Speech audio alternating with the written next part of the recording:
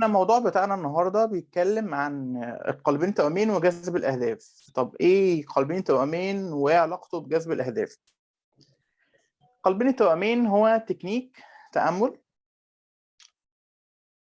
بيساعدنا في حياتنا كلها، بيساعدنا ان احنا نحس بالسلام اكبر، يبقى عندنا راحة نفسية، لان المشاعر السلبية اللي بتبقى موجودة في نظامنا الطاقي لما بنعمل قلبين توأمين بيحصل ان هي جزء كبير منها بيخرج، كأن الإنسان بياخد شاور في جسمه عشان ينظفه. لما يعمل قلبين توأمين كمان بياخد شاور فبينظف نفسه من المشاعر والأفكار السلبية اللي اتولدت خلال اليوم، ممكن من الاسترس بقى، ممكن من الضغط، ممكن من حاجات كتير. تمام؟ دي فايدة من الفوائد.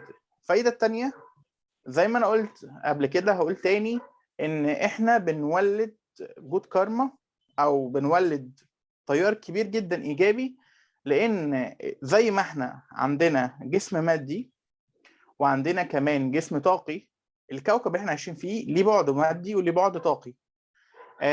البعد الطاقي بتاع الكوكب بيتأثر بكمية الأفكار والمشاعر السلبية اللي احنا بنولدها. فلما نولد أفكار ومشاعر إيجابية كتير، ده بيؤدي إن الكوكب بتاعنا بيبقى فيه وفرة من كل حاجة أكتر، وبتبقى بيئة ملائمة أكتر لنمونا. يعني الموضوع أشبه بما يكون كالآتي: احنا عندنا بيت صغير عايشين فيه، كلكم أكيد عايشين في بيوت أو شقق أو أيا كان. لو ريحتها حلوة، اوكي، لو الشقة أو البيت اللي عايشين فيه ريحته حلوة ومنظم ومفيش زبالة أو قاذورات، ده هيخلينا عايشين في راحة نفسية أكتر، يخلينا نكون قادرين نكون أكتر إنتاجية. فده جانب من فايدة الكوكب. طيب، موضوع جذب الأهداف، يعني إيه يكون أهدافي تكون سهل إن هي تتحقق أكتر؟ إيه العلاقة أصلا يعني؟ بصوا، هو أصلا الأهداف عشان تتحقق في جانب منها الإنسان لازم يكون مغناطيس جيد للأدوات بتاع جذب الهدف وتحقيق الهدف. أي هدف بيتكون من طاقة، بيتكون من ممكن كمان أشخاص يكونوا أدوات في تحقيق الهدف ده، أيا كان الهدف إيه. ممكن يكون كمان فرص وصدف. في ميزة تأمل القلبين توأمين بيعملها مفيش تأمل تاني بيعملها، إن بيجعل الإنسان مغناطيس للحظ الإيجابي بدرجة كويسة. هو طبعا جزئيا اللي انت تكون كده بيقع على كاهل الفعل، الافعال اليوميه اللي بتعملها، ولكن طاقه المحبه ليها التاثير دي ان تجعل الانسان يقدر يجذب، بصوا، الاشخاص الصح في الوقت الصح بالظروف الصح. وبالتالي انت عشان يكون، او حضرتك عشان محتاجه يكون عندك فلوس، ضروري يكون عندك طاقه المحبه دي والقدره على الجذب بالشكل ده. تمام؟ لو انا مدرب، لو انا بتاع تسويق، لو انا بعمل اي حاجه، غالبا بدرجه كبيره هكون بيشترك فيها الناس. يعني لو مدرب، لو مسوق، حتى لو بشتغل اي شغل عادي، جزء من نجاحي في الشغل مش بس بيتوقف على مدى مهارتي في اللي انا بعمله، لا، مدى مهارتي في التعامل مع الناس. وكل ما كان عندي حب في هالتي، كل ما بقى مغناطيس اكتر، فبالتالي وظيفتي طبعا هتبقى اسهل. وفي الواقع مفيش حد ما بيحتاجش مهارات تسويقيه جيده. يعني عشان الانسان يقدر يكون ناجح، ضروري بدرجه ما يعرف يشد الناس ليه، فهو يكون عنده محبه. تمام؟ وفي حاجه تانية، حتى الجزء الثاني بتاع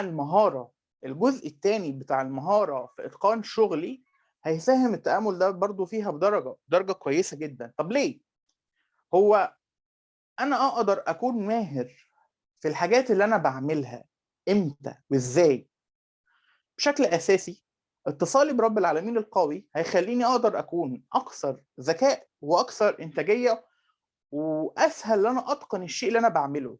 فأنا لو بقدم قيمة كويسة، كنت مدربة، كنت مسوقة، كنت في وظيفة، كنت ربة منزل، كنت زوجة، في أدوار أنت بتلعبيها، لو عندك مهارة إتقان الوظيفة بتاعتك فبالتالي هيكون فرصك انك تكوني ناجحه اكتر، وفرصك ان انت تكوني سعيده اكتر. يبقى احنا هنا اتكلمنا الجانب اللي احنا كلنا عارفينه، اللي هو بينظف المشاعر والافكار السلبيه، بيزود الظن برب العالمين، بنحاول نخلي الكوكب بتاعنا مكان افضل. اتكلمنا عن القدره ان انا اكون مغناطيس للنجاح بدرجه، لان انا بفعل طاقه المحبه، فبقدر اجذب بدرجه كبيره. ده بيساهم في ده، مش هو العامل 100%، بس بدرجه كبيره بيقدر يساهم في ده. بجذب الاشخاص الصح، الظروف الصح، التوقيت الصح، والفرص كويس بدرجه كبيره. طيب بقدر كمان اتقن المهاره بتاعتي لو انا عندي محبه وسلام اكتر، لان ده هينعكس على اتصالي برب العالمين، واحنا كلنا بنقدر نعمل الحاجات اللي احنا بناخدها من رب العالمين. حاجه تانية وحاجه مهمه قوي قوي قوي قوي، في مثل صيني بيتكلم بيقول ان من غير صحه مفيش وفره. من غير صحه مفيش وفره. فصحتنا الجسديه والاثريه والطاقيه مربوطه كمان بتطور تشاكرا القلب، لان تشاكرا القلب من قدام بتنظف وتشحن عضو القلب الغده اللي هي على القلب تقريبا اسمها الغده الزعتريه على ما اتذكر. نعم. وتشاكرا القلب الخلفيه اللي هي مرتبطه برضو بالقلب الاماميه بتنظف وتشحن عضو الرئه اللي هو وظيفته الطاقيه بيقوم بتنظيف الدم. اقول تاني، القلب الامامي بينظف وبيشحن بدرجه القلب العضوي والغده الزعتريه، والقلب تشاكرا القلب الخلفيه بتنظف وتشحن الرئتين، والرئتين مسؤول عن الدم، فبيأثر بشكل كبير على المناعه. طب ده معناه ايه؟ ده معناه ان انا صحتي هتبقى افضل لو انا بعمل قلبين توأمين. في سبب تاني، وده اخر حاجه هتكلم فيها، ان تشاكرا القلب لما تبقى منشطه بدرجه كبيره، الشاكرا هنا اسمها الضفيره، مسؤوله عن الانفعالات والغضب والكلام ده. لما تبقى منشطه بدرجه كبيره، الطاقه بتاعتنا مش بتمشي بشكل ممكن نقول مش بشكل سموز، فالطاقه بتعلق هنا، فالانسان برضه بيصاب بامراض باشكال مختلفه. فنص ساعه احنا هنعملها كل يوم، ده هيساعد ان انا اتطور جسديا وعلى المستوى النفسي وعلى مستوى الفلوس وعلى مستوى العلاقات. طب انا ما اعملش ده ليه؟ انا عارف ان في منكم كتير اوريدي بيحضروا التأمل ده وعارفينه واخدين فكرة عنه، بس يمكن يكون الفيديو ده او تكون المحاضرة دي تحمسك اكتر. طب انا فيها ايه لما اجرب مثلا اعمله كل يوم بشكل مستمر لمدة 3 شهور واشوف هيحصل ايه في حياتي؟ على فكرة اللي انا قلته ده جزء مش كبير من الفوائد بتاعة التأمل ده، في اكتر. انا حبيت اكون محدد في حتة معينة، لان كلنا دلوقتي بنركز ان احنا نجذب الاهداف بتاعتنا ونحقق الاهداف بتاعتنا، وعايزين حياتنا تبقى اسهل، وعايزين حياتنا تبقى ايسر، وعايزين نحاول نتقدم بسرعة في حياتنا. دي سمة العصر، اللي كل انسان عايز يتقدم بسرعة وعايز يخلص الحاجات اللي وراه بسرعة. قلبين توأمين كل يوم هو تعبير عن حبك لذاتك ومدى استحقاقك لحياة أفضل كمان. يعني لو أنت شايفة أن تستحقيش كل يوم نص ساعة، مع الوقت هتظبط لك حياتك بدرجة كويسة، وهتخليكي قادرة تتعاملي مع دروس حياتك، تتعاملي مع المشاكل اللي بتحصل في حياتك. طيب هتروحي تسعي يعني للاستحقاق في شكل توكيد فقط؟ ما ينفعش، لازم فعل.